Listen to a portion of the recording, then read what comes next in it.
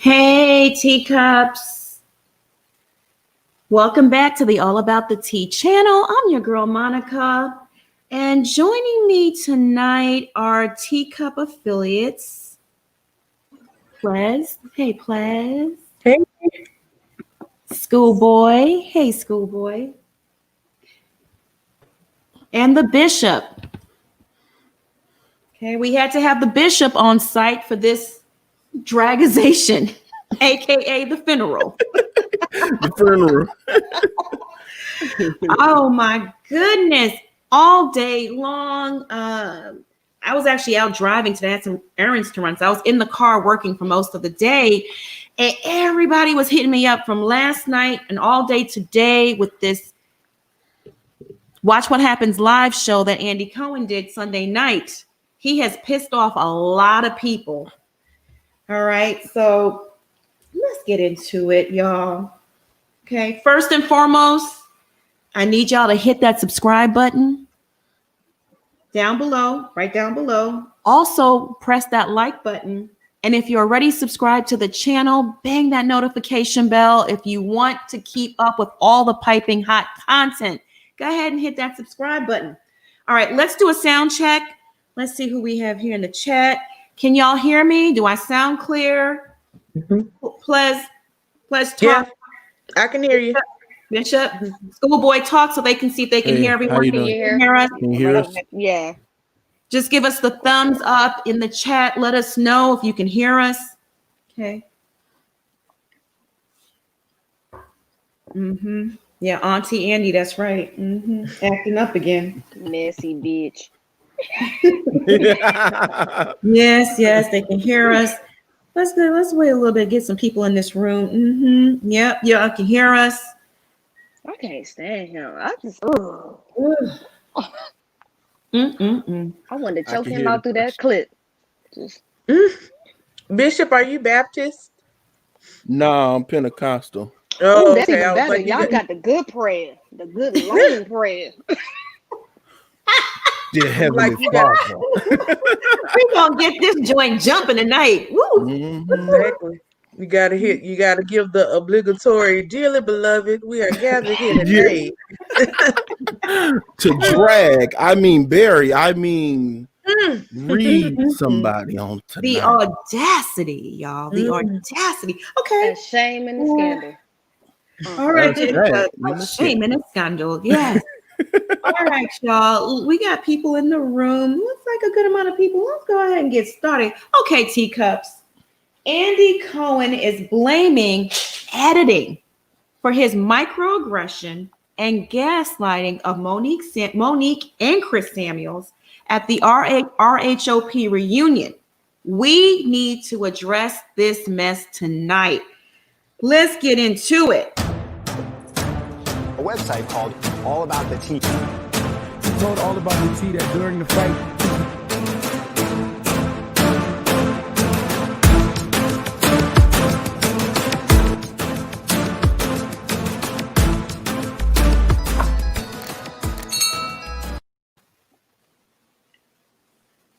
grasping for straws. You know what, Bishop? It's only right. Why don't you kick off tonight's live the right and proper way? Go ahead. I'm gonna let you start. Dearly beloved, go ahead and start. Dearly beloved, we are gathered here today to drag, to bury, to send Andy back to the pits from where he came. Or to the gutter of the grinder of where he lays. And we are officially done with you. And bravo, release him, because we don't want to hear no more. I mean, no more from him. In Jesus' name we pray. Thank God. Amen. Amen. That was a good benediction. Amen. I like it. Release him. Release him to them from the gutters of the grinder where he Right. Where he can ski slope until the day he rests. Wow. Send him back to the gutters of the grinder. Woo! Rest in peace, Andy Cohen. All right, y'all. Andy Cohen. I'm gonna start. Andy Cohen, sir. Okay.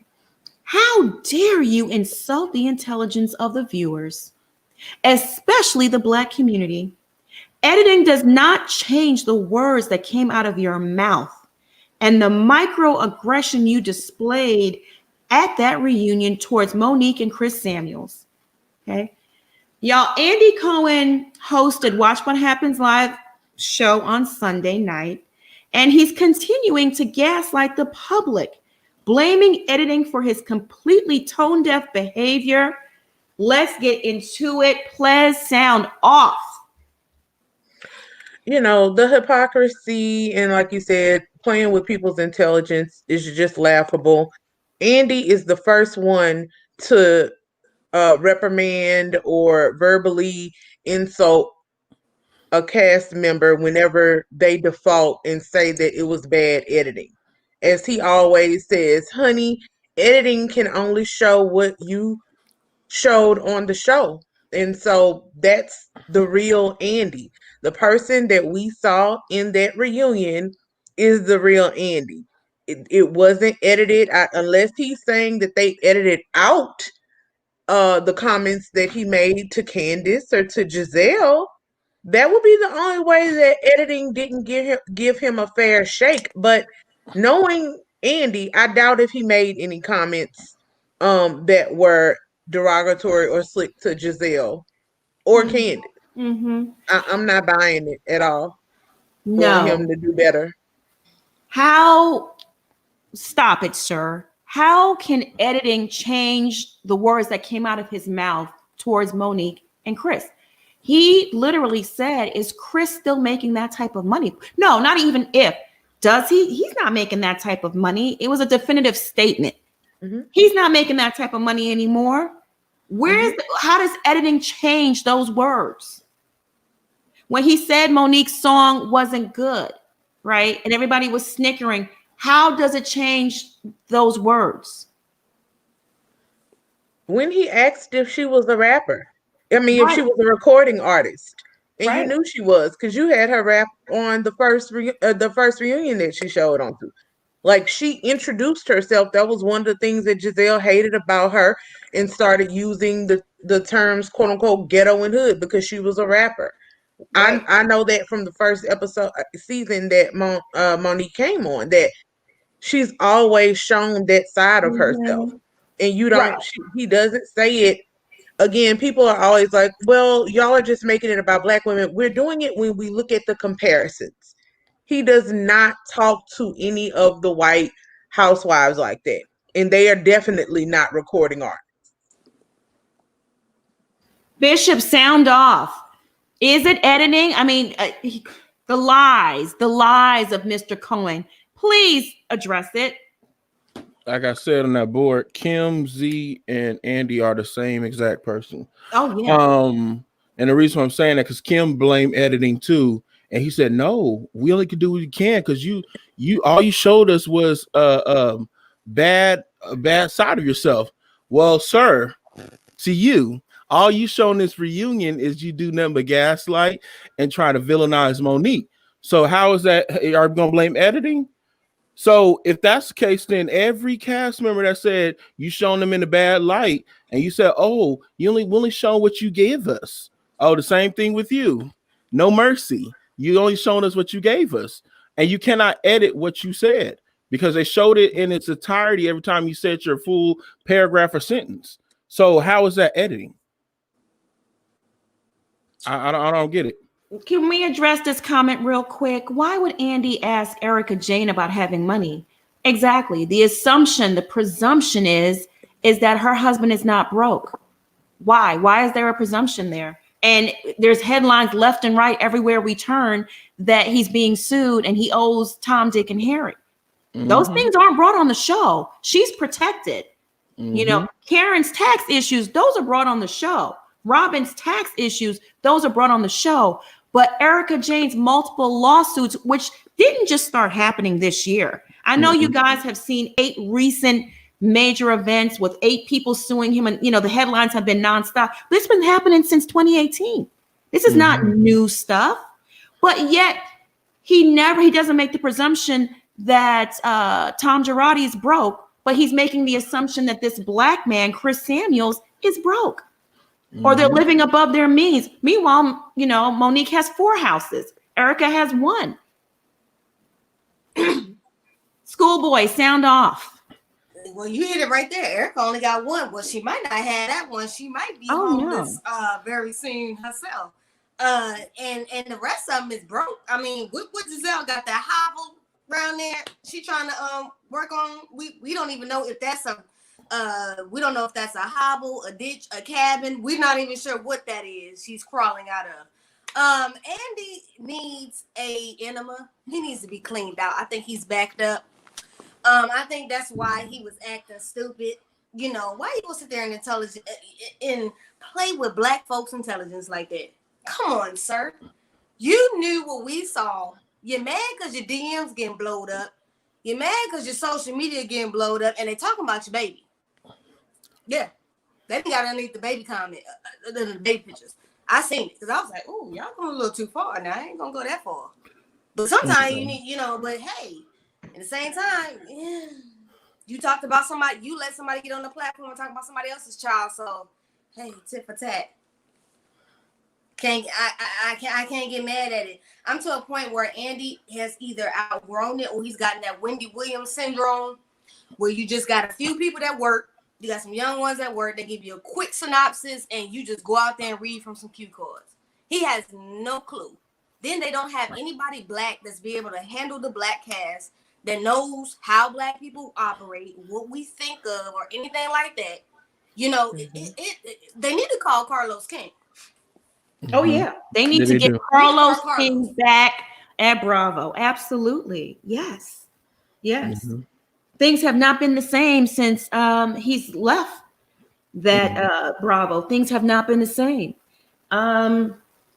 It's funny to me and very, very insulting that Andy Cohen would blame editing. And like someone mentioned in the comments, when other housewives use editing as an excuse, he is quick to shut them down and say, we only use what you give them. That's it. Yep. And he's saying, well, you know, I asked for 4 episodes for the reunion, but they gave only 3. That does not, the 3 that we saw, it doesn't change anything that he said during those 3 parts of the reunion. How can editing change what he gave them? The words that came out of his mouth. And that he looked at before he approved it. You dummy. Right. That's what I'm saying. Like, that's the dumb part. Like, you're an idiot. That's the part that gets me too. Like you, like what you said, Schoolboy. He really looked at it, and you trying to play us like you don't do the final say so of what's being aired. Like don't play with me because you said the same again. Go back to Kim Zolciak. We only were able to use what you gave us. So when you say that, you watched it before it was aired. You didn't think you was gonna get the response that you were trying to portray and put out there because you thought people were stupid, and then we're gonna overlook what you was doing to Monique. It's also about being tone deaf, right? And that's really the issue. It's like when people proofread their own work. They mainly don't catch their mistakes because they're reading it how they thought they wrote it. So him watching the show, he's not going to catch the microaggressions and the nuances because he doesn't see it. And I know a lot of people disagree with me on this, but I'm telling you, for a lot of people who come from his world, he doesn't think the things that he sees nothing wrong with doubling down on, well, why doesn't your husband, are you sure your husband still makes this? Because that's his natural thought. So to him, it's nothing wrong with that question. It was a natural follow-up question. And that's why they need another Black executive, even just another co-executive producer who does know the nuances in the ways that the Black culture and community feel about certain things and the things that we see that affect us. Andy doesn't know that. And unless, like Monica said before, unless he gets some type of cultural sensitivity training to make him more aware of these types of differences, him watching it is of no consequence. I'll take it even further. I agree with you, Plez. They need to bring in people of color, Black executives, on the ground level. I agree with that because that's what's missing. NBC Universal pledged just $100 million earlier this year towards injustices, but they're not following through. They've dropped the ball. There's been no actual change implemented on the ground level. I mean, I don't even know where this money went to. What does that even mean? 100 million went to injustices. What does that mean? Beyond the executive producers, I think the host of those reunions need to change, especially for the Black housewife shows. They need someone that understands their culture, that understands Black context, understands when there's a freaking crybaby like Candace, that they won't pacify. Because a Black man like John Sally would not have pacified Candace and her bullshit. He wouldn't have. He would have checked up. Monique would not have pacified Candace. Vivica Fox would not have pacified Candace. Yeah, they wouldn't have let Monique slide because what Monique did, I mean, it was a physical altercation. It was a fight. They would have held Monique's feet to the fire, but they would have equally held Candace's feet to the fire too. And every host outside of Andy, they would have said, Candace, now I don't agree with Monique, but in the real world, if you do that to somebody, they will lay hands on you. Black, white, whatever. You just don't get in people's faces like that because you don't know where their headspace is. And on top of that, y'all had a personal friendship. Did you think that was okay? The way you're running around plotting on the child, and even if you weren't plotting and you were just sitting there listening, do you think it was a courtesy to call her if y'all were friends? They would have asked her that question because I would ask that question. I'm like, give me the cue cards. I don't know none of y'all personally. I'll read these cue cards and talk to y'all like a viewer. They need somebody in pop culture that actually watches the freaking show. Not somebody that you sit up there. No, you need somebody that watches the show, understands the plot lines, and understands what person plays what role and everything, and that will get up in everybody, booty if they need to. But you cannot have somebody who is, yes, he is a part of my community, but his skin tone first. And that's going to outweigh his sexuality because he's still going to play that card very well. And what he did was, played the victim like, oh my God, the editing. I just didn't know. We didn't do it. I didn't say that. Sir, stop. I would have had more respect for you if you would have just owned it and said, yeah, I said that. I was wrong. I shouldn't have said that. We should have maybe did it 4 parts. I apologize. But the shit wasn't sincere and we knew he was bullshit. And then you had 2 Black people on there on the night that you did the shit. Coincidence. My issue with him too is that the apology, did y'all watch the way he said it, his demeanor? He looked like he was completely out of it. Honestly, he looked like he was on something allegedly, all the rumors that people talk about him using substances. I can't deny or confirm. I've never seen Andy use it. He's admitted to it in his own book that, he's used all kinds of stuff.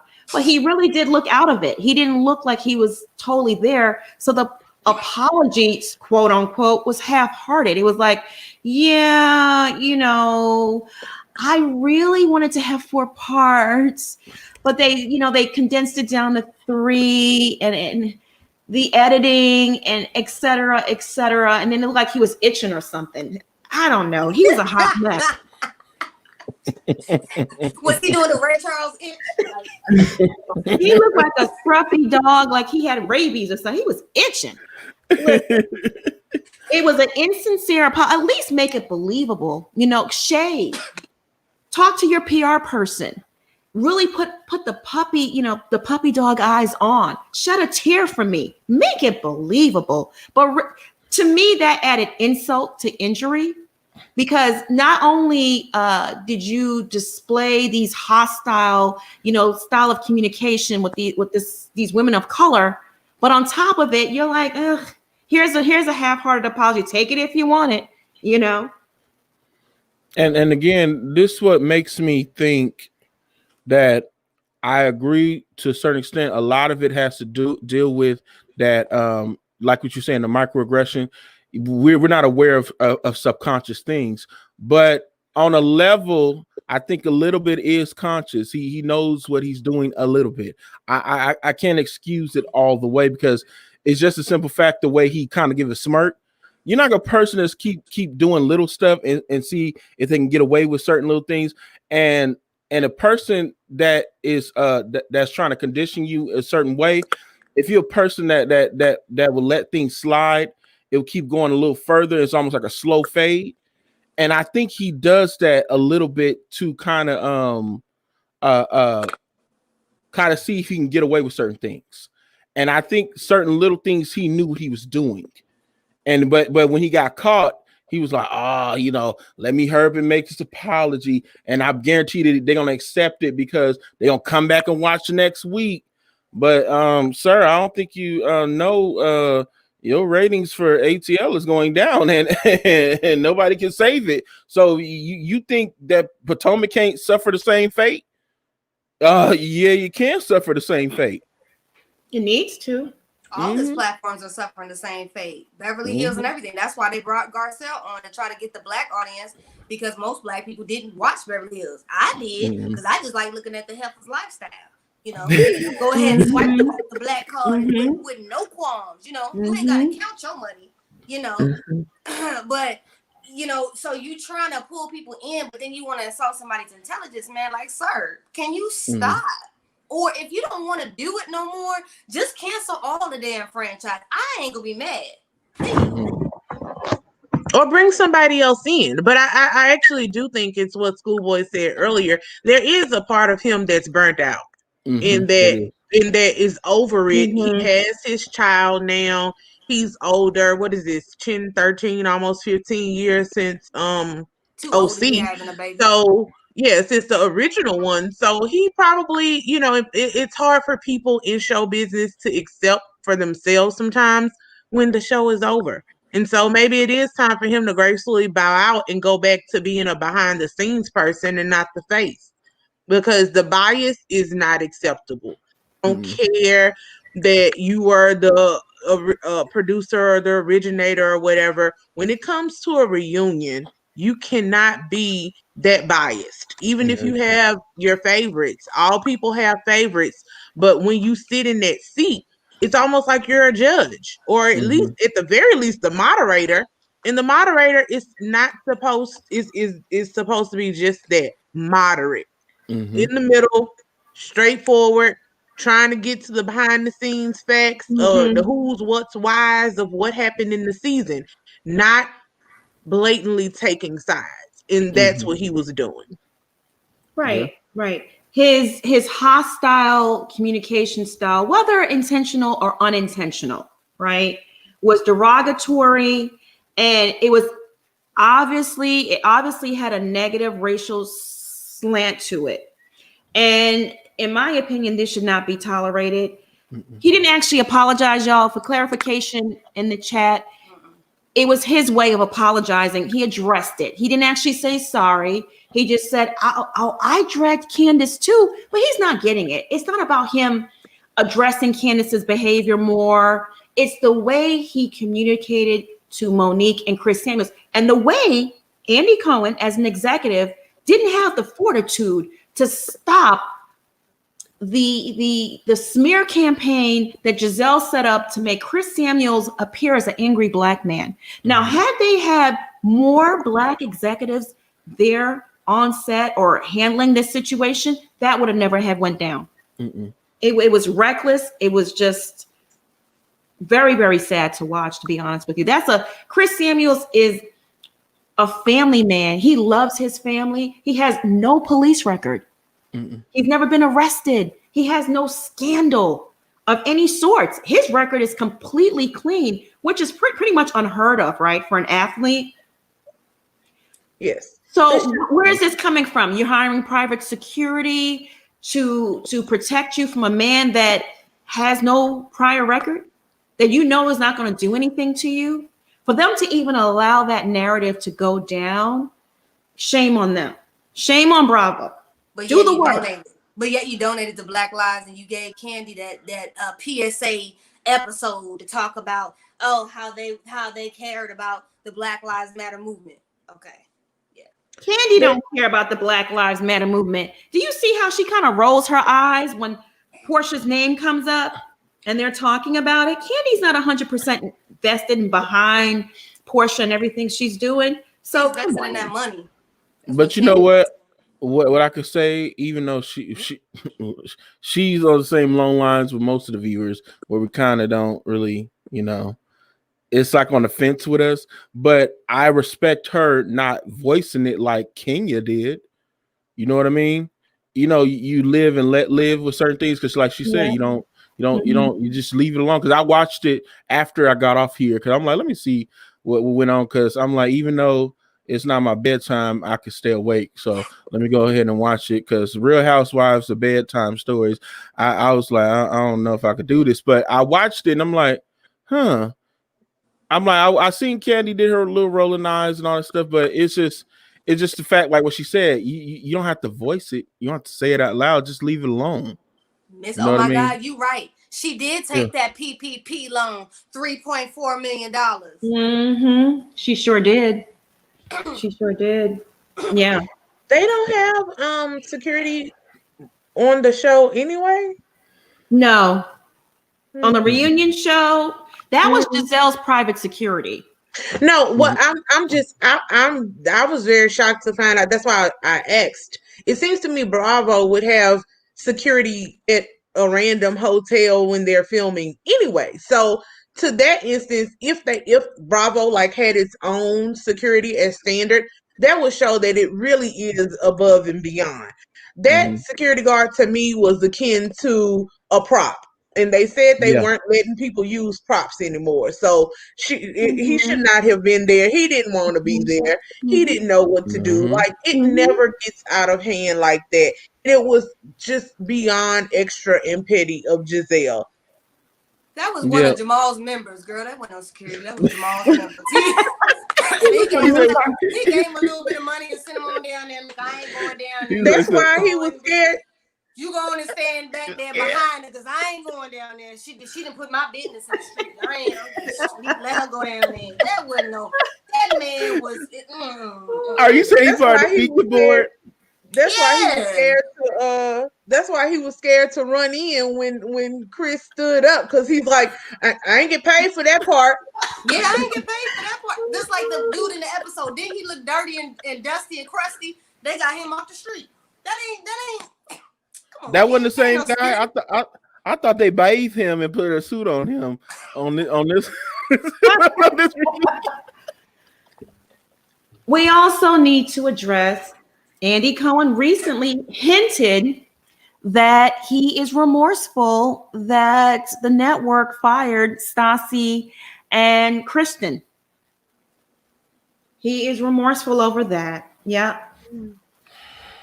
The two young ladies that made the racist remarks about the black cast member, he's remorseful that they let those two go. Why is he remorseful over Stassi particularly? Because Stassi was one of the ones who was violent. I thought Bravo didn't condone violence, and he sat up there at that Vanderpump Rules reunion laughing, telling Stassi not to slap anybody today. Did they need security then? Was Stassi slapping people? And have you seen how Jax and in his roid rage, how aggressive and angry he is? I've yet to see security on the ground, on the stage, a reunion stage. I've yet to see that, or even security step in while they're filming to stop him. He's a maniac. He's all over the place. He's very angry. You know, very violent. He reminds me of Ronnie from Jersey Shore. Like, he always be like, why you so? What is it? The nose? What you got going on, sir? Like, calm down. It's not even that serious. But to see that you align with that, you okay with that? That tells me who you are. You don't just change from being like that overnight. All of a sudden, you have a change of heart. No, you change your heart because that pocket got hit. That's the only reason why you changed it. So Andy Cohen told the New York Times that in regards to the firings, decisions, they were decisions for that moment. Okay, that's what he referred to them as, decisions for that moment. It's more interesting to sit in the moment with people that you have a rooting interest in and watch them find their way than it is just turning out the lights and forgetting existed. Okay, he continued, it didn't seem so shocking to me that someone's family's pastor in Kentucky was homophobic, Andy explained. I'm not condoning homophobia, I'm just saying it exists.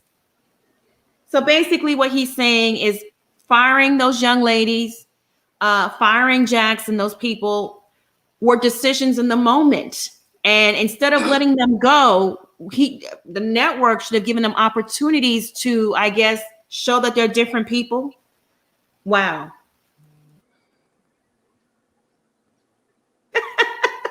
You got that right, Bishop. You got that right. Why are they still on TV? Say it. I mean, again, y'all remember, can I throw this out here? Y'all remember what happened to Nick Cannon? Lost the whole show and they was going to replace him with another host. So can we lose Andy and get a new host? I mean, it's only right. He did apologize. He really did apologize. And he apologized, begged, brought a rabbi on the show because he said he didn't mean it the way that they took it, but they still canned him. They didn't reprimand him to say, well, you know what, you're suspended for a while. No, he's gone. His pockets have been hit. Mm-hmm. A show that he created. Didn't he create that show? Yeah, but the thing is, he didn't patent it. That's the problem. Yep, he got what he did. He did a bad deal, Monica. What they did instead, he didn't actually get actual checks from them. He had to sell out the arenas and stuff for him to even make money off the show. Wow. Yep. Paperwork wasn't right. Paperwork. Yeah. Mm-hmm. I just think Andy is kind of laying the groundwork for his own call to redemption. Really. We shouldn't cancel people. We should give them space and opportunity to grow, like me. If Nick have to go, you have to go. Because I wrote Bravo a Dear Bravo letter on Twitter today, right after the show. I said, Dear Bravo, we're sick of Andy. He has to go pretty much. And I hashtag all the Real Housewives franchise shows. Go. He had to go. I'm sorry. It's no explanation behind what you did, sir. You disrespected a community, and we will not stand for that. I mean, is it not? Is we gonna be partial about it? Because I hear some people that look like us talking about, well, he, just like, haha. I'm like, how long you gonna let people disrespect you and your likeness? It's not okay. If it's not okay for us to do certain things, it's not okay for the next person to do the same thing. So like they support them culture vulturing us, but right. Absolutely. Oh my goodness. People want to sound off on this. I'm going to bring I'm Not Paid by Monique, Maureen back. I love it. I feel like, can you guys hear me? Yes. Yeah, I feel like every time I want to sound off, I have to do the disclaimer. I haven't seen her coins.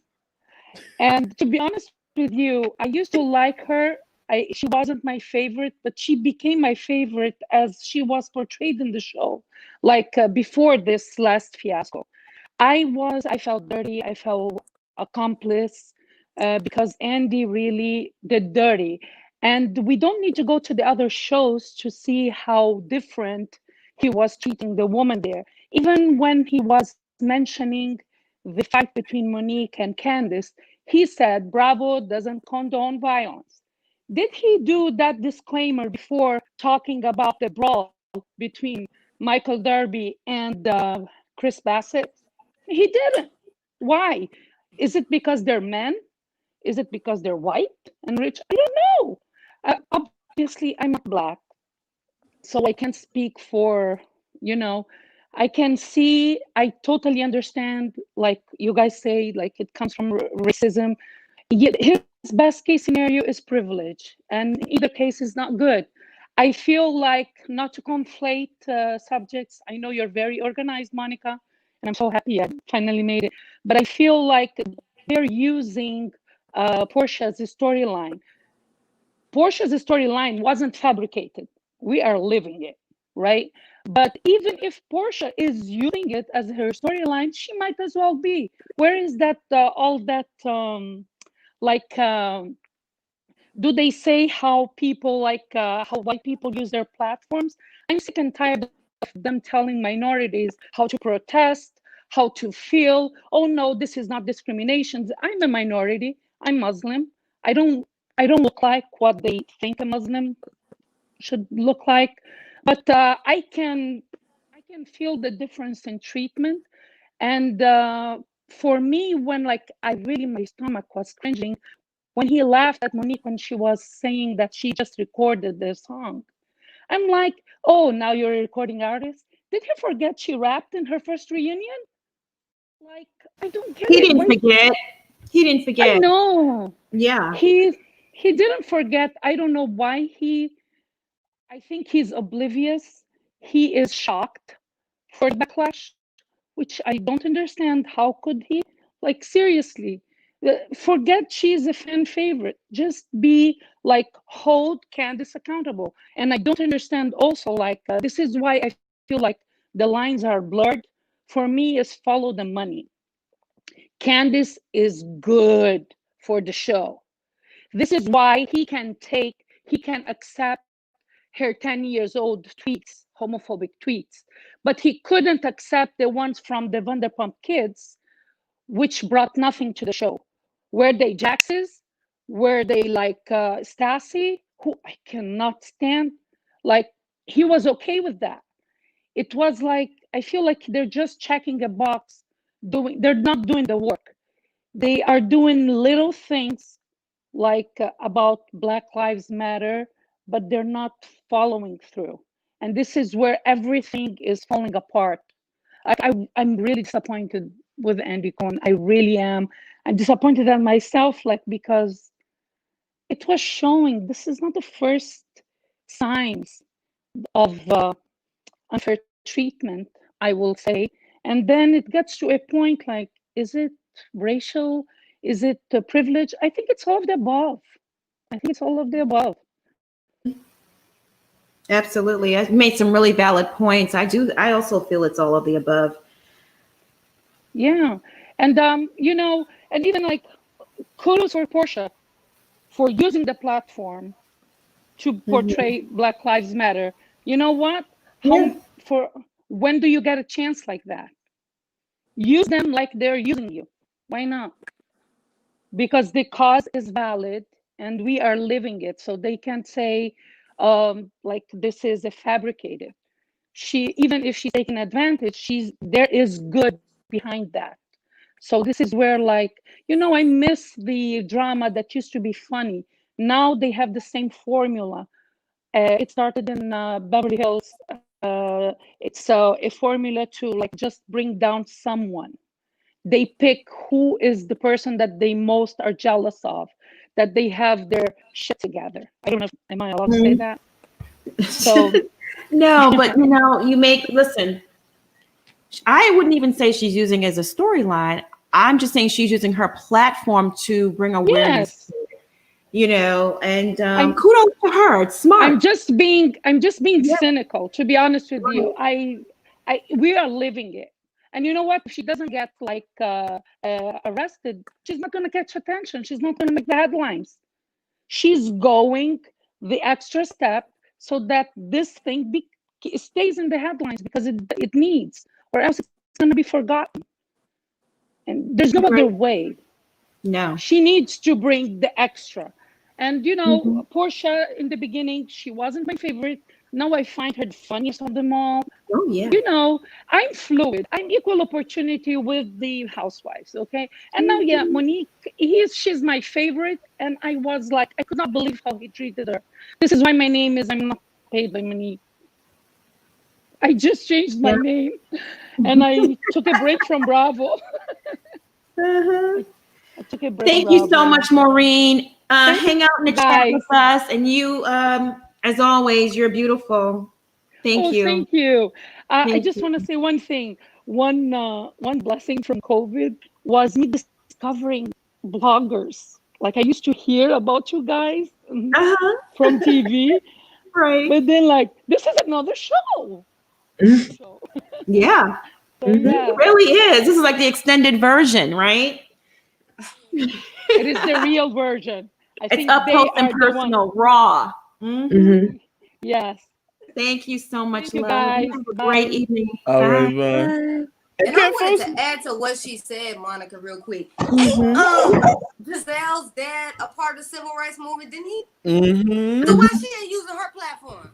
She was trying to, but it was a failed attempt because she was out there with her iPhone, you know, just doing all this. And then this is why she Monique brought it up, like y'all trying to use the protest and you saying you did this, that, and the third, but you trying to bring down the black family. Because I was hearing them little, you know, when they was doing the little clips and stuff like that. Oh, okay. And so I was like, what she wasn't out there. Like you, and then your scandalous baby daddy, he's supposed to be. No man. I'm telling y'all, He's supposed to be helping the community too, you know. I don't know what kind of community outreach he doing, but no, he doing some outreach, all right. He touching them inside. He thinks he's above the community. He's in his own little bubble of rich white gay man. Okay, he's in his own. It's they have their own little bracket outside of the community or within the community. Yeah, he's not identifying with poor Black, Hispanic, or person of color gay person. No, he's not. No. The only outreach he does is allowing them into his bedroom. That's it. Secretly through the back door and exit out through the back door. Yeah. So he paying for the. Well, I wouldn't even know if it's paying or not. But he's not making them public. He's not walking down the street holding hands with them. I'll tell you that much. Ooh. Oh, we know. I'll add Miss Leah to the chat. Good evening. Hey, Miss Leah. Hey, Miss Leah. I'm eating a goalie apple cider thing. I'm laughing at them talking about Bishop in here and about Andy and this private chat back here. Sorry.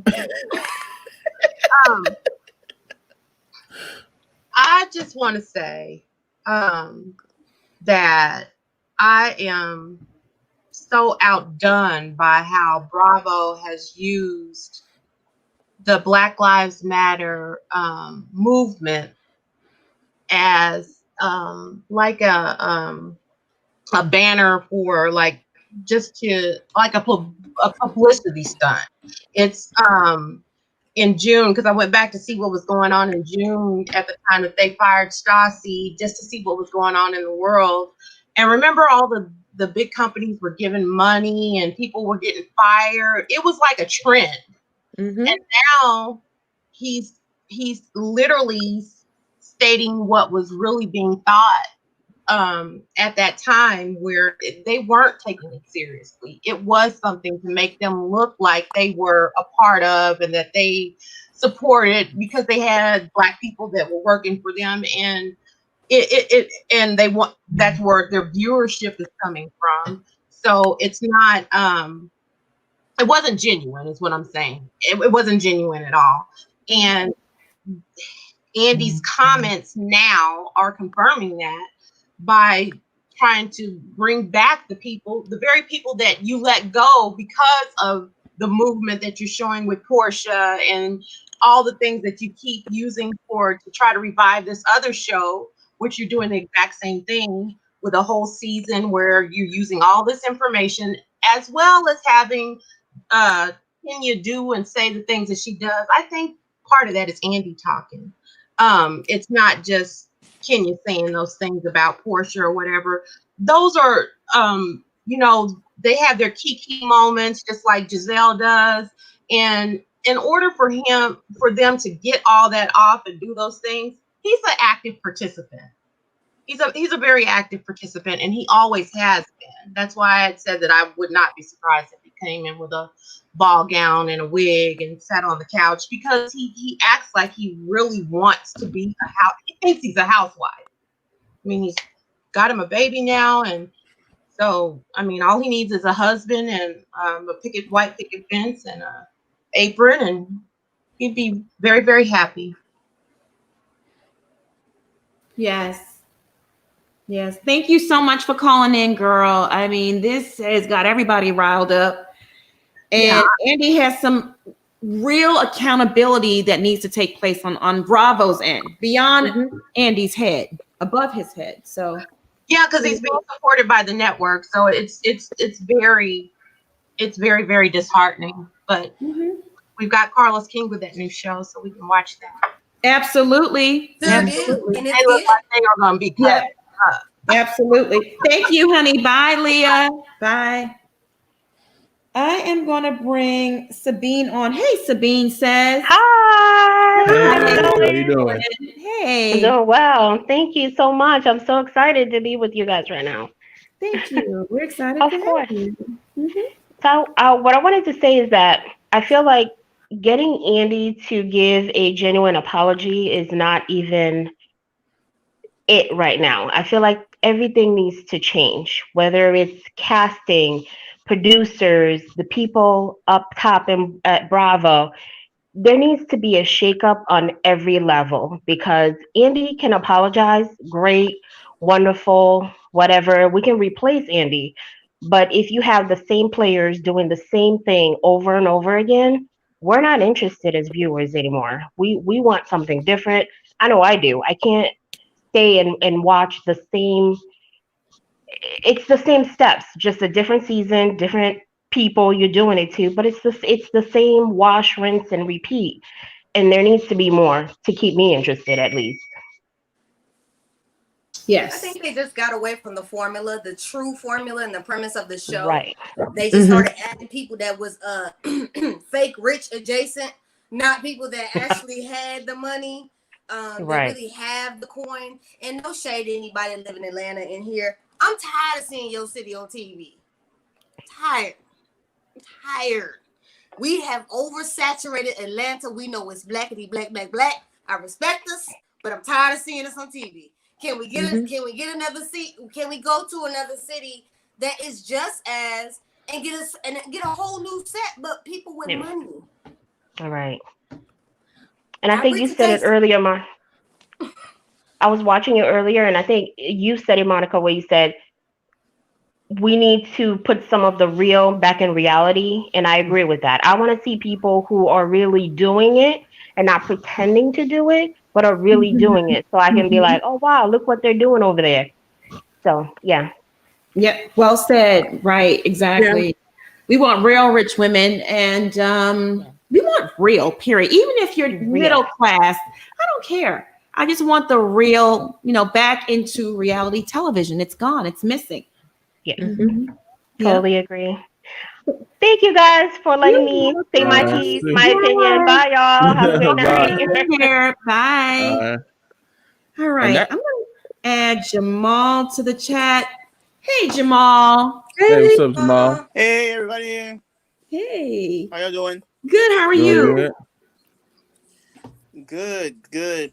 Andy. That's just too bad. He's got to go on this one. He's got to go or find new reunion hosts because he just looked so bored. Like he didn't want to be there. Like he didn't watch the season. It was just bad. It was just bad. And then to blame editing, you can't blame editing with full clips. Thank you. Not with full clips, and there was no break. If there was like a one scene, then a break, and then like they put it together, I could understand. But it wasn't a break. It was like full on clips, and he asked those questions without stuttering. There was no pause. He sure did. There was no pause. There was no pause. Act like he was. There was no like. Let me think about this. None of that. It's just you ain't got no money. That's basically what he said. Y'all ain't got money like that. And I was like, oops, bad move, Andy. Bad move. Yeah, because that's his natural thought process when it concerns either athletes or persons of color. Those were the only two things where that would come off of his head so quickly. You know what I'm saying? It just tone deaf. Like I said, tone deaf. Stereotype. That's all it was. Because most of these rappers, most of these entertainers, they front. They ain't got no money like that. It's all leased and rented. So, let me try them and see if they got some money. No, those people got money. They're educated. They're not out here running around. Every black person is not the same. And I really wish some of y'all would understand that. We all don't come or act the same way. Y'all expect that, but that is what they put on TV as representation. They don't want us to be classy based and have a nice house and have a nice family and ain't got no scandal and your man ain't cheating on you and you ain't in a dysfunctional relationship. All they want to see from us is dysfunction. Right. You know, I actually think though it's also because the old money, the nouveau riche, all of that or kind of family in the white culture traditionally does have scandal. Like if you watch all these old school like Life of the Rich and Famous and all of those shows, they were very dysfunctional and had lots of scandal. So I think even they were in smart. Andy's, they were able to cover their scandal. They didn't do it out in the open. You got social media now. It's a different era. So if you go out here and you cheat and you a public eye person, there's somebody with a camera somewhere clipping. And there's somebody sending it straight to a blog. There's no privacy as it was in the 90s. When you saw artists, you didn't know about their business. You didn't. You didn't, but what I'm saying is the inner circle did, right? The inner guard did. But that's all they talk about at the country club is who is doing who. So I think he thinks in those circles, it's a known, like every family has scandal. You know what I'm saying? Every family, the daddy is not on these business trips for nothing. You know what I'm saying? So no, we didn't know. And that's the fallacy that they've sold America, right? That the rich and famous are perfect and because they have money, everything is great. And that's not true. They're the main ones who need help and need to be in therapy because the money doesn't cure it. Right. And so, like you said, to me, that's what I liked watching on Beverly Hills. I'm like, oh, they live on Rodeo Drive and still got issues. You know what I'm saying? I mean, money has never made people not have issues. Money just gives you more problems.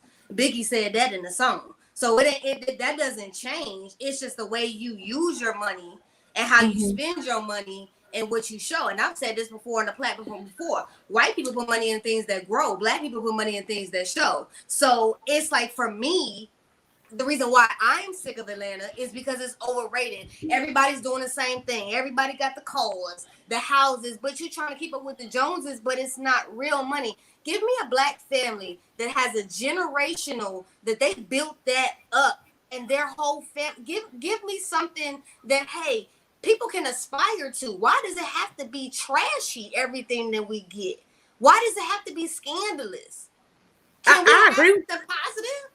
I agree with you. I want those things, but I think, as we've said before, is the greater public ready for that? It, like you were talking about, remember, with the Lil' Kim show. I'm there. You're there. I think everybody on this panel is there. We want positivity. And in fact, when I talked about the boycott, what is our ask? Maybe that's one of the points that they ask in their grievance, that we get more positive storylines, right? That's a concrete ask. But is the general public ready to support that? Because as you said, when we get those shows, you don't get the support. People don't watch. I think it's the maturity level. Not all millennials are mature enough or have gotten to that place in their life. And then you got the Gen Z, all they want is, who popping booty and all that on the internet. That is what gravitates their attention, because there is no structure past that. I just think there needs to be a better balance, right? I like a little drama, because that's what we watch TV for, right? To escape our own realities. So you want to see a little drama. Too much, as I said earlier, with Kenya not having a bottom, too much I'm turned off as well. I don't like too much drama. And then you want to see the positive things that the ladies are doing as well. Like I said with RHOP, it was a good season, but it could have been so much better.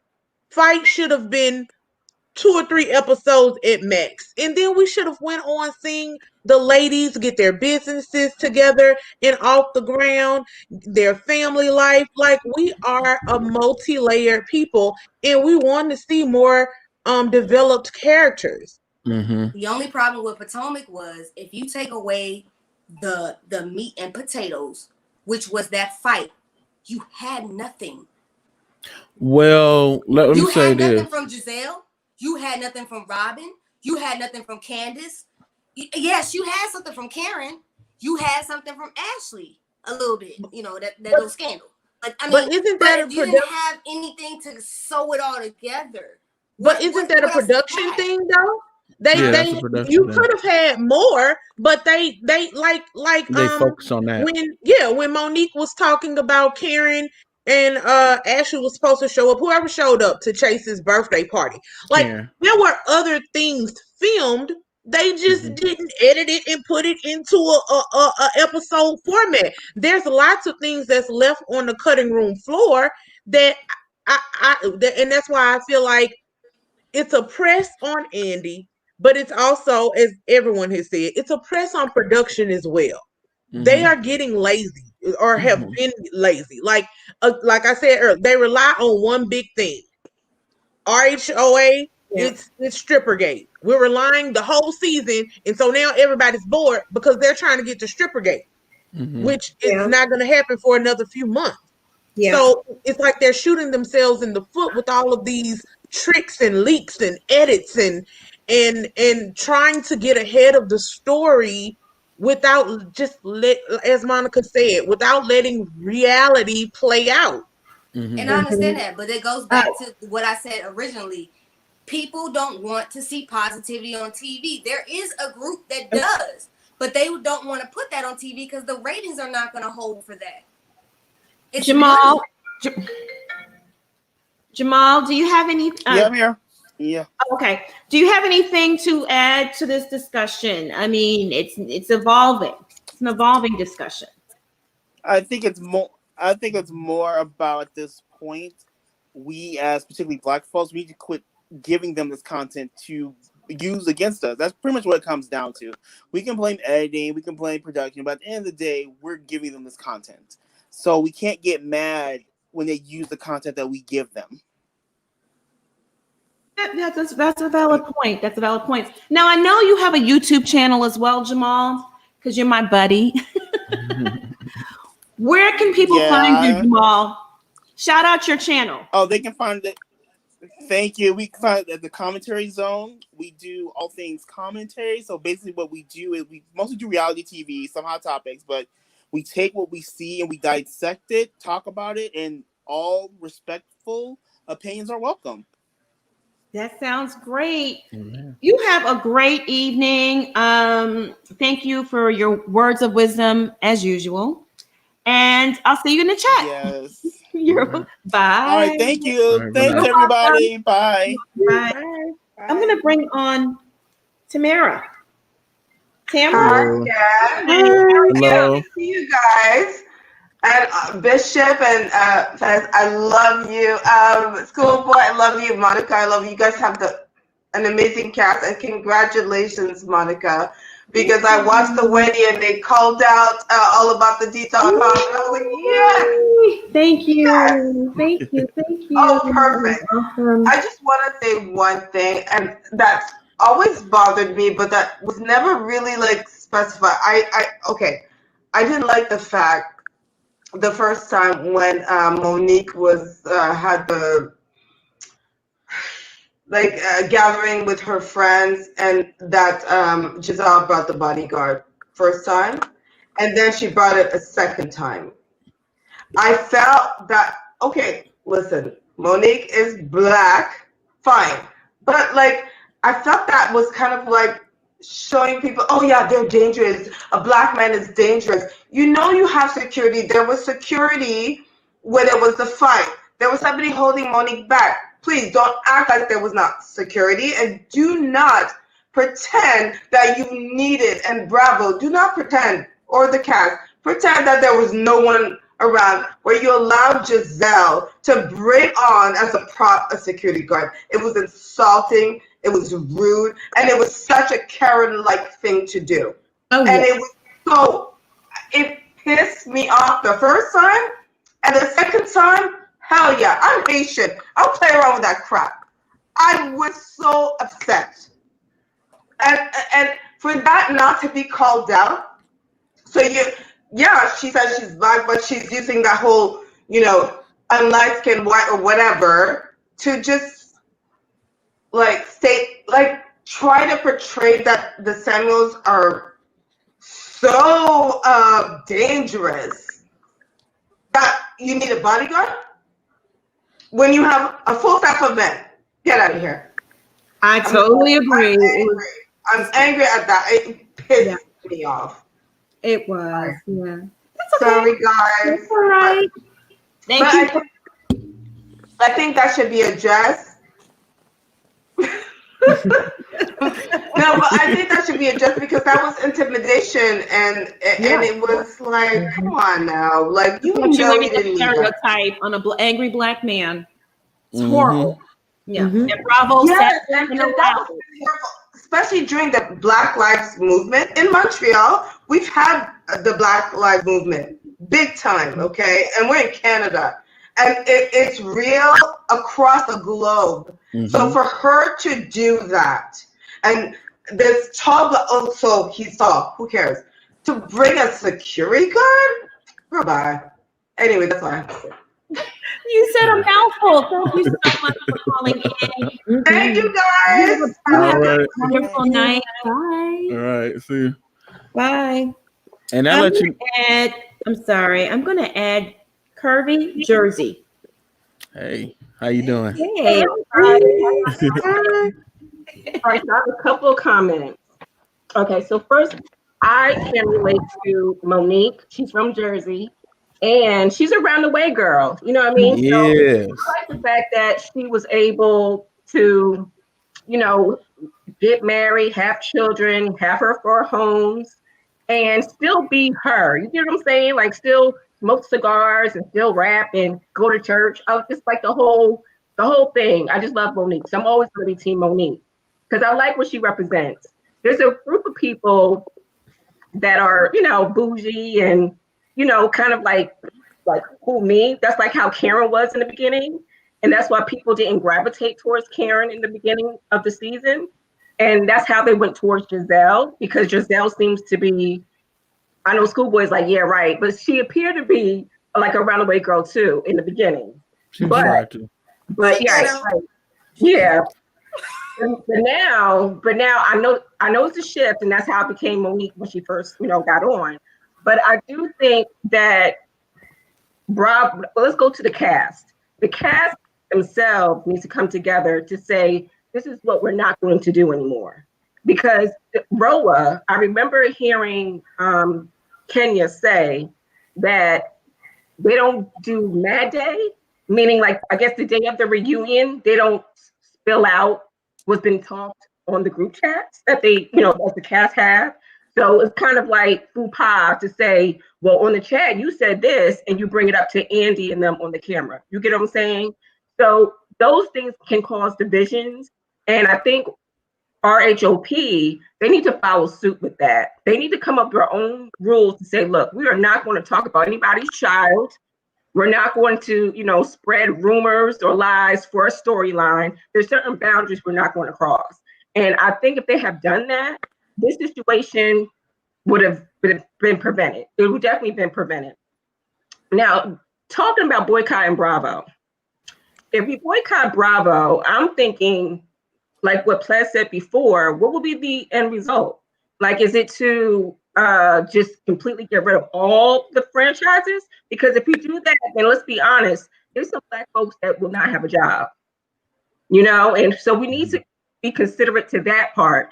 I do think we need to bring attention to the fact that they need to have diversity consultants or diversity trainers, things of that sort, to help with editing, with the shows, with the production, people that look like us that are behind the scenes as well as on TV. Now, when BLM came about, they did a special, and I don't know if you guys remember, they had Candy, Portia, Dorit, some other ladies too talking about the BLM, but that was just for show. And then we had the chat room with Portia. But we need to discuss further what's going on behind the scenes. Are you hiring Carlos King #2? Okay, because I know he's not going to go back to Bravo because he's doing his thing on his own now. But we need to know who are the faces that look like us behind the scenes. Because then all this is just, trucking and driving. But I also want to point #3, that Bravo have their favorites. And Giselle is the face of RHOP. Just like he is the face of RHOP. And I remember Nene raised a good point during her whole tirade. She was saying that, they shot up Candy's restaurant, but they didn't put that on the show. But they want to put something about me that was on the show on there. And that was a good point because Candy's OLG restaurant did get shot up. Why wasn't that on the show? So, they have a chance of protecting the people they want to protect. But if you are on reality TV, show the good and the bad and the ugly. And I want to see the glamour too. I want some rich Black people on the show. So I want Fallon to be a friend, not friend. I want her to be a housewife. I want Fallon. I want all the Rolls Royces and everything up there. Because when I watch TV, I want to escape what I'm doing. So that's all I have to say. Because it's entertainment. Yeah. That's what we're watching it for. We're watching for the entertainment aspect. And I always say this, look, these heifers get paid to argue and fight with each other at dinner. They ain't got nothing else to do. That's what they get paid to do. But I think it was Tamara's, one of them, I don't know if it was Tamara or Vicky, they said how they basically break it out in a storyboard. They put certain people go this day to this people, this people, this people. And then when they sit down, the producers bait the different groups and they say, oh, well, so-and-so said this about you, or so-and-so said that. And that may not even has been said. But they have to get the drama because sometimes there is none. Right. And that's when you know, to me, that's when you know it's time to go. Like if you have to create storylines and it's not organic, that means that the people there has to go. And I'm saying that in terms of RHOP. Like, I love Candy, I do. But to me, she graduated.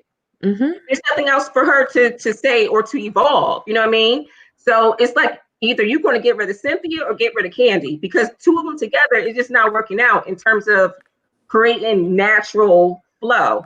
And I say that because the storyline could have been her place getting shot up. But other than that, what else are we going to talk about, Candy? You're rich and you're not showing it. And there's nothing going on. Absolutely. So it's like, what else is there to say? And even Cynthia, she's married now. And so what else is there to say? And then also going back to to Candy, I love Candy, but I love Phaedra too. And I really feel like that needs to be resolved. As a fan of the show, if Phaedra came back, my top would be Phaedra, Candy, Marlo. To me, she is the quintessential Atlanta housewife, to be honest, because she has the glamour, she has that mysteriousness. Like, girl, where you getting your coins from? But she knows not to be a housewife. She just want to be a friend. But I just think that there needs to be more of a dynamic like that, of different personalities, going back to that original formula like they had before, and apply that to not only RHOP, but also possibly RHOP. Thank you so much, sis. I mean, you are preaching tonight, honey. Thank you, girl. Thank you, girl. All right, take care, everyone. Be safe. All right, take care. And that comment that Monica put up about OWN, that Oprah doesn't own it. No, TLC owns majority stake. She sold a lot of her. She still has stake in the company, but she sold a lot of it. Yeah. I want to touch on something Curvy Jersey said when she called Giselle the face of RHOP. Well, she is the face. We all know, I've told you guys before, she is the producer's puppet. And let me tell you how much they protect that woman right there, who, by the way, is all it takes is a penny to activate her coon. Okay. That's it. A penny? A penny. For a penny a day, you two could rent Giselle. A penny to activate the coon in Giselle. She had a full-blown meltdown at that reunion, and they edited down to one FU to Chris Samuels, but it was multiple F-bombs, screaming. I mean, she was unhinged, okay? A hysterical mess. Mm-hmm. But they edited it down to one FU. They protect her. I have a question. Do you have that footage? We need to subpoena it. We need to get that footage. We need this in the order of the court. The old recording of when she fought that woman up in Empowerment Temple. I'm gonna get that to you, Bishop. Oh yeah, that's what we need. If I can find that, Give it to Monica too. We all need to watch it together. I got some. So I think I can get a way to get that. If I can get that, I'll get that to you. Yeah, so you can see her ghetto side because she's very ghetto. Oh, we know. We the people. Oh yeah. We the people subpoena that video. Oh yeah. She liked to fight and get her and Robin. But honestly, I don't even think Giselle was expecting that edit because she tried to get in front of the story before it even came out. She was telling on herself. She said it on chat room. She said it in every interview she did. We filmed for 11 hours and I had a complete breakdown. She talked. That's why when they showed it, I was like, "Where's the breakdown? I'm looking for the breakdown. Where is it? FU ain't no breakdown. I wanted to see her melt on stage." What a video. Let me tell you, all those 15 million demons in her neck came out. That meltdown was just something for the, the history books. Historical. So all this got straight. It was all of it was straight. The neck was lifted again. Did you see it, Monica? Oh, child. She got snatched. I heard first-hand account. I have sources now. If you got video, you need to drop some ducats in the cash app and say, "Hey, we get that video." They protect her, but she is the coon of the cast, and it doesn't take much for her to do whatever the producers say. Don't take much to activate her. She wanted like a crackhead needed hit.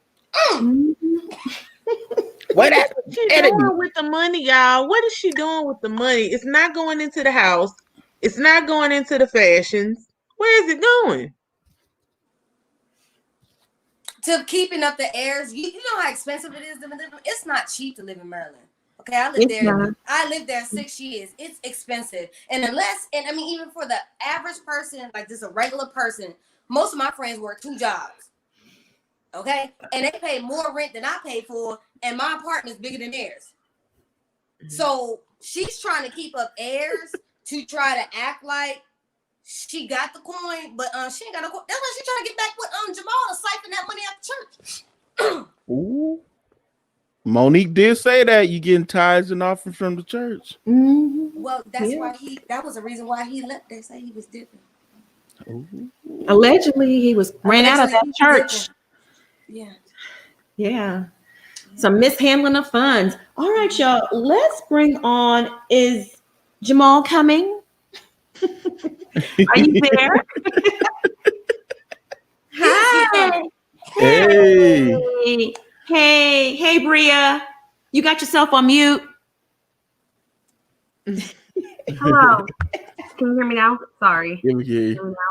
Yeah, we can hear you now. Hey, So before I go on my rant, what Schoolboy said, I personally live in the DMV area. Like, living around here is super expensive. Like, Potomac, $1 million homes.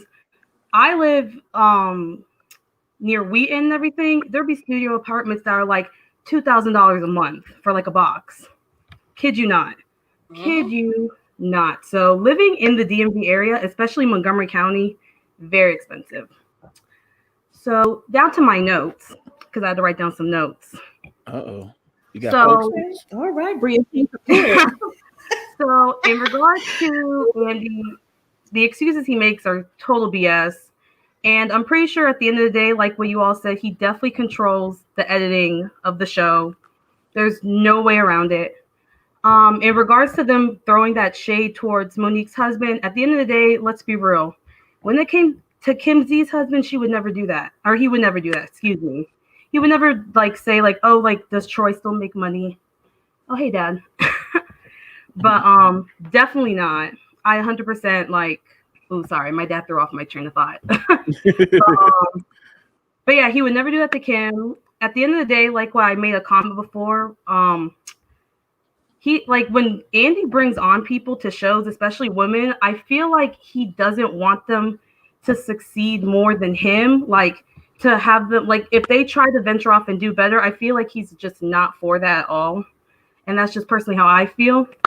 And then the main thing I want to also say is, I know you guys talked about bringing on different franchises from different cities and everything. I don't know about you, and I'm pretty sure Schoolboy watched this when it came on. I feel like there's a potential that they can bring back Real Housewives of DC with a different cast. The only person I can honestly say that could probably come back from that whole show that would connect to someone in the Housewives universe, which I looked up like a few hours ago, is, I think her name was Lydia. Apparently she's friends with Robin. I don't know like how and what type of connection, because I Googled it like a few hours ago. Like she has a connection with Robin and everything. So I don't know if there could be like some crossover stuff going on. They won't bring DC back because it was an issue with someone. One of the couples faked and got in the White House, and it was a bad scandal. And Bravo did not want the smoke with all of that. So DC won't come back. I heard, now this is rumor pool, allegedly. This is not, I don't know for sure. I heard there is supposed to be a Married to Medicine branch that would be DMV area. Now, I don't know if that's really true. It's true. And they're actually filming. It's 100% true. And they're filming. They replaced DC Housewives with Potomac. Okay. Well, that does make sense too. Yeah. Because that was that scandal, you know, that they got. I remember that. Mess. Mm-hmm. Yeah. And it's crazy because when they were rolling clips of them going, I remember that. Like it was like it, and like my dad works in DC and everything, so like that's all people were just talking about was just like that whole situation. But yeah, but I didn't know. I didn't know if it was like that really was the liability. You didn't say they were from DC. Whoever made that comment, I said DMV area. It's DMV version of Married to Medicine, because Potomac is only like you drive through Potomac. That's not huge area. It's not that big. Potomac's not big at all. No, no. But those homes are beautiful and so expensive. Like so expensive. It's like those houses you see on Zillow, like those dream houses. Like look it up on Zillow. It's crazy. But also, congratulations on making Wendy Williams. That was awesome. We made it, Tika. I saw that and I was like, oh. That's all of us, though. I mean, that's everybody. We all did it, you know? Definitely. That was one for the team, y'all. I was like, yay. All right, Bria. Girl, you got your bonnet on. We real I know. I literally just finished doing my hair. I guess, like, if I come on, I gotta just put the bonnet on every time. Look at his son. She's a bonnet. Thank you, Bishop. And so humble and so sweet and so intelligent. Thank you. Thank you. I appreciate that. You're welcome. Yeah. All right, honey. You have care. You're welcome. Bye. All right, y'all. Why did I think I have, well, I guess I don't. Let me bring on, Alex is in the backstage. Should we bring him on? Comment in the chat if you want Alex to come on. Hey, Princess. Hey, Princess. She went to heaven. She's like, I can't do this. I'm here for the funeral. You said dress for the funeral earlier, and that's what I'm doing. I didn't put on my shirt because Andy's not worth all that, so I just gave him a little shade. Okay, just a little shade. She's a woman of her word, son. I'm ready, son. How y'all doing this evening? Doing good. I'm gonna sit here and choose my words wisely. First, let's be real. Why people, and especially rich white men and gay men at that, are running the industry. They run everything behind the scenes, and they're going to tell us what we like and what we should look like and what we, the images that we see that we we portray ourselves as. And Andy identifies with that culture because that's what he is. And when I was in college and late in some high schools, I went to school with white people. And when I hung out with the white girls in college, that's when I realized that I have to categorize these people as different. And one category I have for him, because I have white people in my family, and that's different type of white person. You know, those are, they come to the picnic, they black, you know. But there's a certain type of apple pie white people, is what I call them.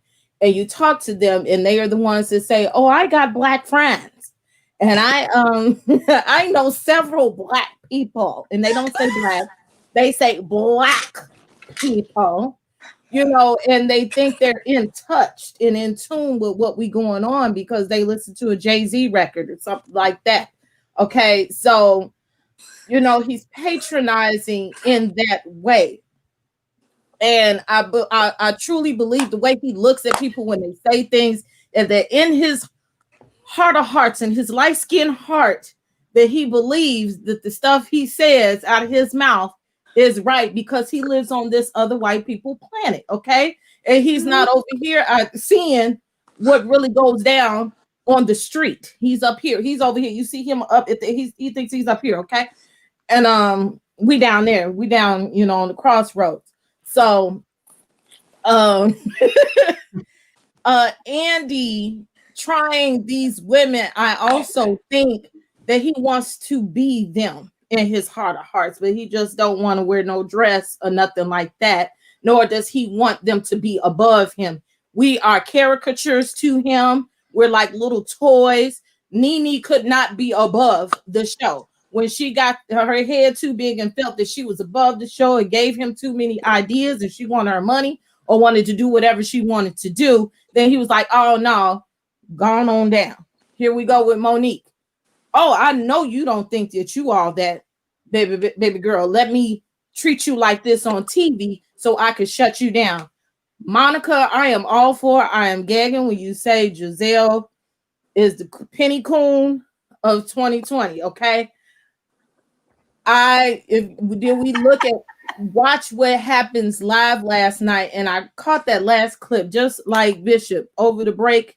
I was watching Roa again, which I almost took a nap on. But I had to get over here, get something to eat, wake me up, okay? Drew Sidora's on Watch What Happens Live after that. And when they mentioned Giselle and Jamal, and they were like, she was like, "That was my first lady. That was my first lady. She's so great." And she's, you know, she was a great first lady. That's why they married so up. They was up under that. That makes sense. She let Satan marry her. She was like, she was my first lady, and she was so great. And Jamal really loves her. I hope that they get together. Their relationship is real. And I'm like, girl, I was digging you. You was from the Shy, and you really just lost some points. I already don't like your husband as it is, but it shows me you ain't got no good judge of character anyway. So they finna put you on down. You're not gonna last in the royal lifestyle either. Okay. So, but for her to say that, and Andy said nothing about Giselle negatively at all. He was with it when he mentioned nothing about her behavior. So I believe it. I believe it. How much is she paid? I want to know. Pennies to a dollar. I believe it's a lot of money involved with Giselle. That's why they allowed that little boy to stand behind her and act like he was going to do something to Chris. He was scared. Ain't no way you going to. Now, look, I'm 5'2", 5'3" on a good day. The person that I date is 6'5". So he's like a big gorilla, okay? And I'm sure Chris Samuels is somewhere in that area, okay? When he looks at you and you look at him the wrong way, he's going to murder you. You're not going to try him. And I feel like that little boy that she pulled back there behind her was just for show. He wasn't going to do nothing. When she said, "Make that man sit down," he looked like, "Please, you ain't paying me enough." So I think they just let her do that. It's something that she got over Andy's head. maybe a lawsuit they got over Bravo's head. It's something in there between her and Candace that's keeping her there, that he won't touch her.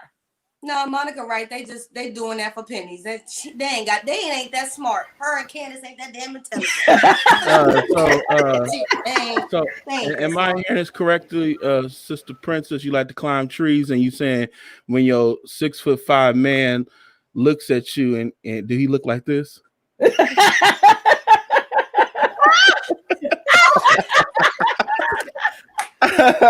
this. Yeah.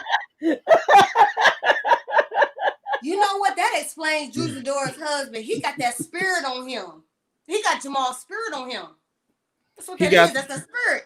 He got that gaslighting spirit. Who said earlier that he was going to Tampa to go cheat? He was gone for 3 days. Let me say something about that.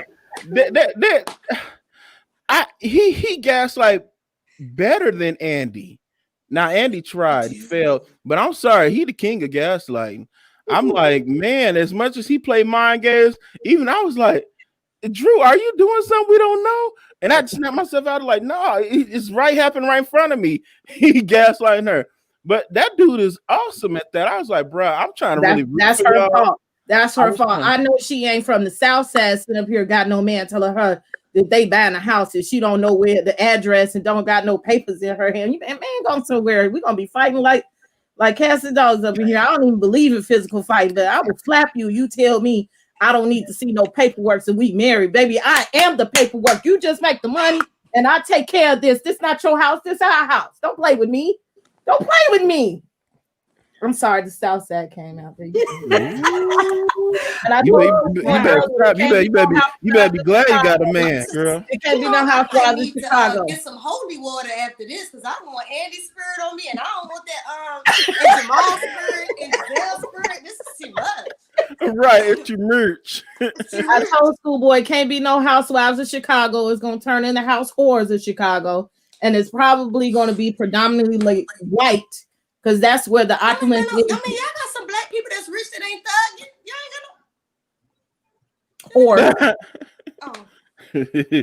All of that stuff is downtown and north, and it's predominantly white. It's really predominantly white homosexual men. Really, they live in the. So you saying Andy would be casting his own? Yes, he would. Yes, he would. Ooh, goodness gracious! All right, Princess, girl, you came dressed appropriately for the occasion, and your commentary is always on point. Thank you so very much. We love you, Princess. I love you too. Bye. Give me another piece of fish. Oh, girl. So what you saying is what you're saying is Chris Bassett is catering the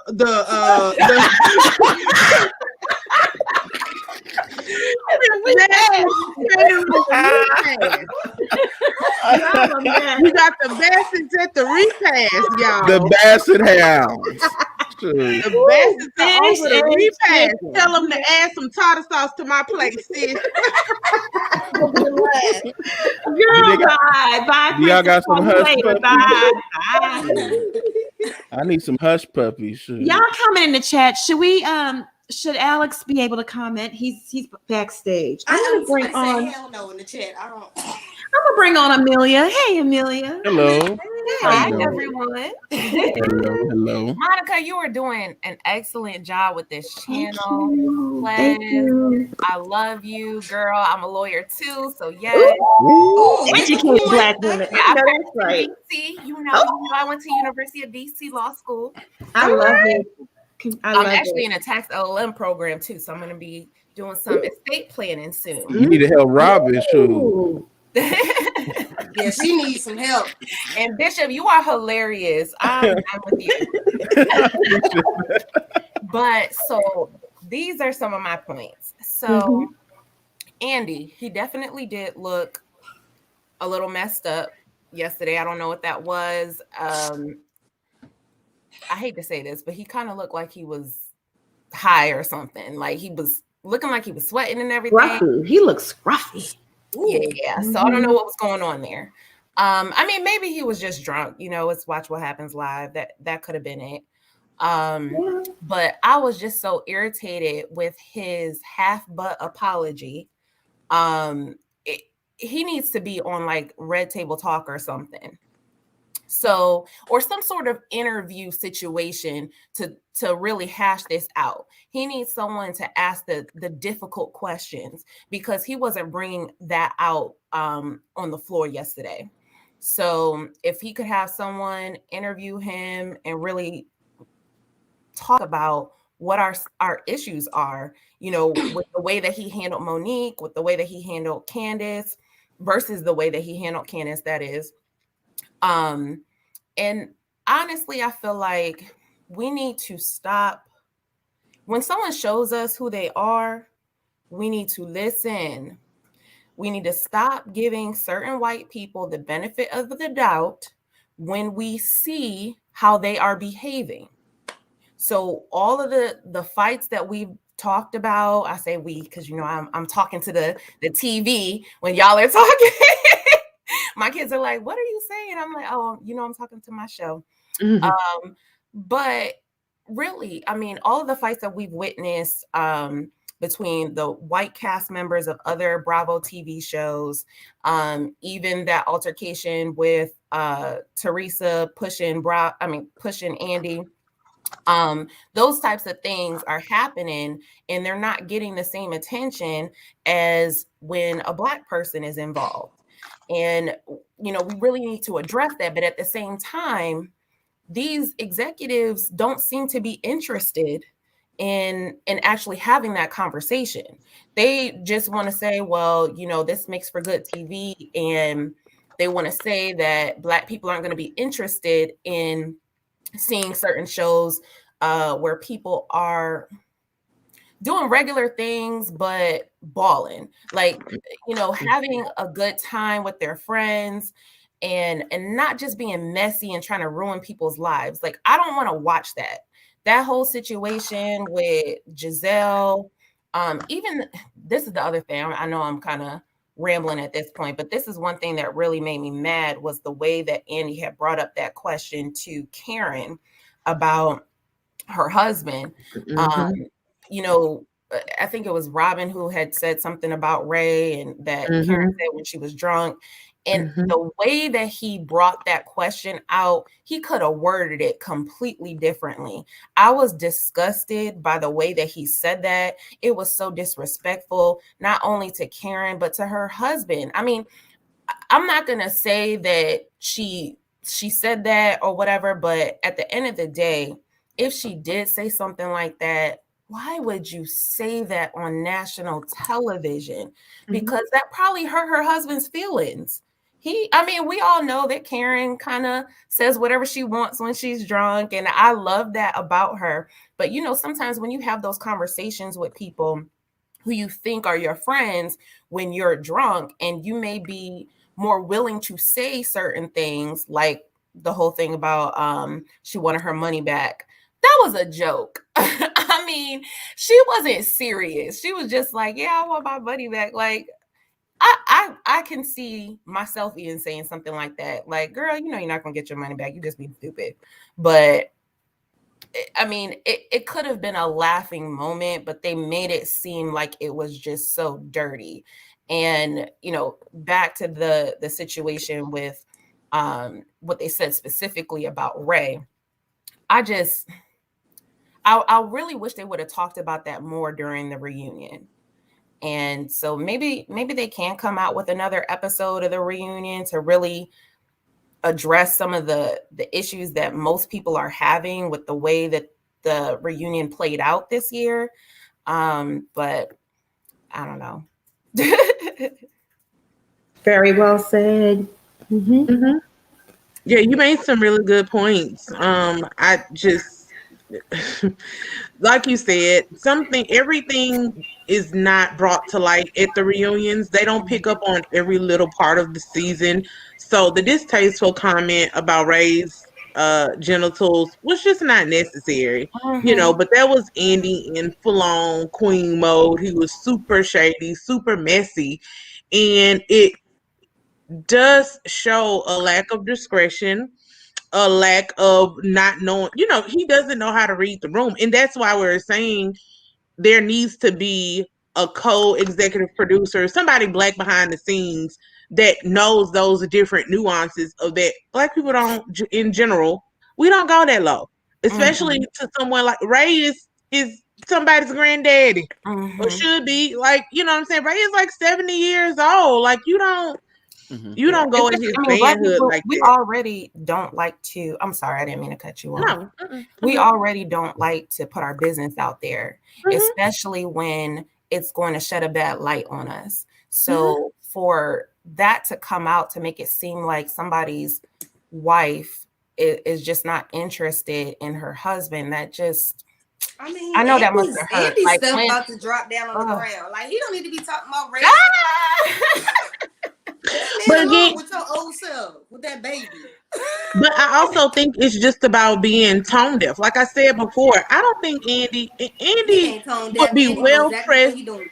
No, Andy would be well pressed. Not always. Andy would be well pressed to show me that he had a Black friend before he became an executive producer at Bravo. Because if you look at the other shows, they play like that. On New Jersey, all Joe Gorga talks about is his package. So they've brung up other people's packages. So we can't say he shouldn't have bought up the package. They do it all the time. In certain cultures, they tell nasty jokes. They do that. Black people just don't tend to do that. But he's not Black, and he ain't really got no Black friends, so he doesn't know that. Yeah, I think some things he does are wrong. Are on their face, but some things he does, I just think it literally is he doesn't know, and that's why there needs to be another party there, because he doesn't know. So in those other shows, so I really don't watch the other Housewives shows. Like I watch Real Housewives of Atlanta and I watch Real Housewives of Potomac.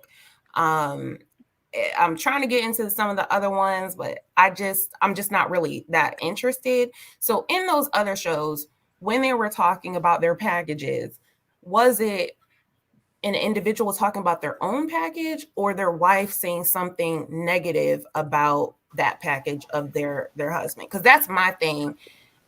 That was the real crux of the issue, where you have this intimate relationship, where you have this husband and wife that have been married for so long, and then for someone to make it seem like the wife just is not interested in the husband. Disgusting. Yeah. Totally inappropriate. But not to interrupt you, Amelia, but like as mentioned, on New Jersey, the men sit around talking about Danielle Staub's sex tape. I mean, that's just normal conversation for them. The standards are very low, and it's a cultural thing. In the Black culture, it's just inappropriate. Another husband is not going to walk up to another husband and say, "Oh, I seen your wife's sex tape." He might get knocked out. You gonna get knocked out. He might get knocked out. It's inappropriate. You know what the case in point was? An example of that on Love and Hip Hop Hollywood, when they brought up Monique's sex tape, and how Little Fizz and a lot of the other dudes were upset about that, and they were extremely upset. And if Little Fizz is mad at one of the husbands who sat around, watched it with his wife, because they wanted to get Monique back, and he said, "Bro, that was not cool what you did." He said that sex tape was not brought to the light. Yeah, he did. He said it to Ray J and Max. Yeah, and Max, and he let his baby mama talk to the other women. But that's the thing about it. It's not funny when it's in our culture, because we know we already have the stigma of being, hypersexual, and all we think about is sex, and we're sexual beasts, and we're trying to throw that out. But it's almost like a catch-22, because you don't want to seem like you're rigid and you're frigid, and then you go overboard to where then all of a sudden you seem like a hypocrite, because you are a person that we are people that like sex. You know what I mean? So it's almost like a double entendre we're facing with. You know what I mean? Well, it's like that comment the girl Heather said on Salt Lake City. She said something about Black men. That rubbed me wrong. I was like, excuse me, man. Fetishizing. Y'all up there, y'all Mormon up there, y'all do. Excuse you. Fetishizing, and you're right. Yeah. Absolutely, that's exactly what it is. Mhm. That's why I don't pay most of them no mind over there. They don't just either. crazy to me. One year I reported that Joe Gorga, it was an exclusive because I have direct New Jersey folks on the ground there too. He was caught stealing out of Home Depot. And oh yeah, he was caught stealing. They called me up like, Monica. Was he getting them supplies? Child, loaded up the supplies in the truck and drove off. Anyway, You should have took him to Giselle's house. So that was an exclusive I broke. That was a big thing in my blog. It was a big thing on social media. Bravo just swept it under the rug. They didn't want to address it. They don't address stuff like that. You know, I spoke to the manager of the Home Depot, and he actually told me in confidence, but I taped the conversation because sometimes you got to do what you got to do. So I had the receipts to back it up. And they just, Bravo just, you know, they didn't want to expose Joe Gorga in that light. They swept it under the rug. It's interesting because had that, in my opinion, had that been one of the Black Housewives shows, Andy Cohen wouldn't have swept it under the rug. It actually was. It was Bryce, Nene Leak's son. Oh yeah, brought that up in a reunion. Oh, that was back when they was cool and they was on the fourth season, the fourth when reunion. he was caught stealing those razors out of Walmart. Mhm. Lorraine brought it up at the reunion. They didn't edit that out. No, they should. It's a big difference between this and this. Big difference. Yeah. Amelia, thank you so much for joining us. Thank you for having me. Call back All right. more often. We love smart, intelligent sisters like you. All right, y'all. Thank you. Have a All good right. one. You have a good one. Peace. Bye. I'm gonna add Miss Fudge Dumpling to the stream. Hey. Hello. Hey. Hi. How are you? I'm fine. Okay. So first off, I love all of y'all and everything. Keep doing it. Keep doing it. You inspired me to want to do it. Second, they really hurt my feelings on how they treated Monique.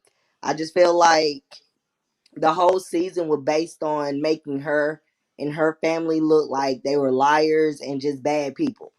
And I didn't approve. I didn't like that. And Andy just sitting there acting like everything's fine. Haha, I'm just doing my job. No, you sat there and tried to degrade a Black family for your entertainment. That just didn't sit right. It doesn't sit right with me. And I also agree with the boycott Bravo only because we give them a lot of their ratings, our race, because we support our race's shows. So with us not watching and not supporting, I think our women can actually go to other channels that will give them the correct support and attention that they deserve. Because they don't deserve to keep going through this. And we shouldn't continue to keep watching them go through this just because it's going to help them keep a job. It's other channels that can pull this off. Carlos King has just went to OWN and got a Mississippi. I'm from Mississippi. We have a show now. We have a show. I feel so And it's proud. fire. I love it. So there's another channel, a Black channel. I mean, it's not completely Black owned, but at least we know that there's a lot of Black shows on there that I think they could actually succeed. And that's just my opinion. Oh my gosh. Where are you from, Mississippi? Hunter's Hawk. I am from a small town. Oh, is that I'm near from Jackson? Oh, I'm 3 hours from Jackson. I'm like closer to Oxford. Okay. I'm around all white people. Okay. So yes, you know, I know how to deal with them, and as the other lady said, I know how to categorize my white people. Yeah, So because we don't want to label all white people as bad because there are. I mean, that would be, unfair. Oh yes, there's different Absolutely. there's different types that you. There's bad in every race. Yes, Because we got a lot of raccoons. We got a lot of coons, absolutely. Yeah. You said something, and we're seeing it on TV. We see the categorizations of ourselves on TV. Bad representation of Black women that I feel need to be off TV, but they got them on there. I agree. All right, y'all. Thank you for calling in. Thank you. Should we review that Bell Collective? Yes. Thank you, because Yes. Look at Brad, all excited. Bishop, have you seen it, Bell Collective? No, I haven't. Please I watch. think it's free right now. The first episode is on YouTube. You can go watch the whole first episode. It's good. What kind of show is it? It's like the Housewives of Jackson, Mississippi, but it's just real. The real's in the real. And can you give me a snippet of what it's about? Bosses. It's like 5 Black women who all have they're all small business owners. They've all built their own empires. Some of them husbands are lacking, child. They need to up their game, but whatever. We'll get into that later. They're all women bosses. Bishop, the dentist is fine. The dentist is fine. I believe you, schoolboy. we got similar tastes. And the dentist is down with the swirl, so she brings a little different flavor. She's down with the swirl. They're like her friend is like her and Portia and Phaedra. They got It's What night to come on? I like it. What night to come on? It premieres January 15th on the OWN channel. Okay. But you can watch the first episode now on YouTube. It's free. Oh, yeah. And maybe we can review it. Y'all want to review it? I want to review I want to do recaps on it. I hope you do. I hope you do. That would be good. Thank you so much for calling in, Miss Fudge Dumpling. Thank you. Mrs. Fudge Dumpling. You have a great evening. You too. Be blessed. You too. Be All blessed. right. Be blessed. Bye. All right, y'all. We're gonna wrap this up. I'm pretty sure we're gonna put a button on this issue and come back to it sometime soon because Cohen is not done messing up, and we're not done holding his feet to the fire. Okay, we're gonna continue this dialogue and continue to call him out on this mess. And that half-hearted, whatever that was, it wasn't an apology, but that half-hearted excuse. You better hope somebody don't run up on him in these streets. Can't stand him. Yeah, I think it's just time for him to go. What's the baby's name? Benjamin. Yeah, You know I what, think he's ready to go home with Benjamin. Yeah. That's a beautiful name. And he's a beautiful baby. He's beautiful. That name is so dynamic. It's superb. You know what? Before we head out of here, again, Teacups, kudos to y'all. Let's clap it up for our Wendy Williams feature today. And I just wanted to play that video real quick before we head out of here. Monique's a boss. That's why Monique can quit. Yeah. She's a boss, not a worker bee, so don't get comfortable. Don't get comfortable. Hey. Yes. Norman has a little bit of the Andy syndrome. I'm telling you, I think he was saying that Monique is in that classification with with Lisa Vanderpump, with Denise Richards. He think they don't quit. So for her to quit, she must have bank. That means that she has money. She doesn't need it. No, he didn't believe that she quit. That's what Wendy was saying. He didn't believe that she quit. He thinks it's fake that she was fired. That's what Wendy was saying. And that's why Wendy. That's false. Because Monique actually got a contract. Monique actually got a contract. But that's why Wendy kept saying the quotes. You know, oh, he don't believe it, whatever. And that is, some people in our group believe that we are broke people too. They have that mindset too. They think like they're oppressors. Listen, outside of Chris's money, Monique's Mila essential oils has taken off. I mean, she's getting over 100 orders a day. Okay, she posted that video of she got everybody in that house working and packaging stuff to ship out, even a little baby. Oh my God, that was so cute. I would text somebody about a comment that says something about that too. What they say? Said it was child labor. I said, y'all don't say come on. Go there. This is so ridiculous. How could you look at that and see that? That was so cute to me. That made me, I mean, that was like, you can't tell me what a child cannot learn. He was taking the wrapper off and putting the jar down. He had him an assembly line going. Go Chase. Mark. KA made a great comment, a logical comment. you have to have money to live in Potomac. I mean, your bank account is fat. And she has not one home, 4 homes. She has 4 homes, not one, but 4. And a husband that loves her. Like Karen said, she caught that shade real quick. And ever since then, Giselle hated her. Yes, she has. All right, y'all. We're going to wrap things up and get out of here. Y'all, don't forget to subscribe to the channel at that button down below. Hit that button. All right. Bang that notification bell if you're already subscribed to the channel. And press that like button. Just show us some love. Press that like button. Please, how can they find you? Hi, you all can find me on Instagram at scared_of_beautiful and on YouTube at Scared of Beautiful, just spaces between the Scared of Beautiful. I'll be launching my channel at the end of the month. I want you all to join me. We gonna definitely join you. Bishop, how can they find you? On YouTube, you can find me at The Bishop. You just type in THE and then Bishop. And then on Twitter and Instagram, I am at Bishop Rail Pill, as you see in my name right there. Sounds good. Schoolboy, how can they find you? On Twitter, it's at school_boy, and then on IG, it's at school_boy 2021. All right, y'all. We're going to head out of here, but I will be back tomorrow.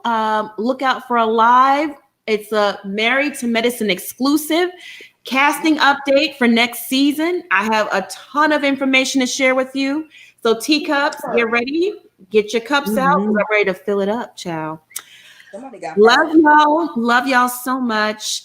Stay safe. Be blessed. Moderators, shout out to you guys. I love y'all for holding down the chat. And we'll be back here tomorrow. We're doing it again. Bye. Bye, everyone. Bye. Bye. Good night.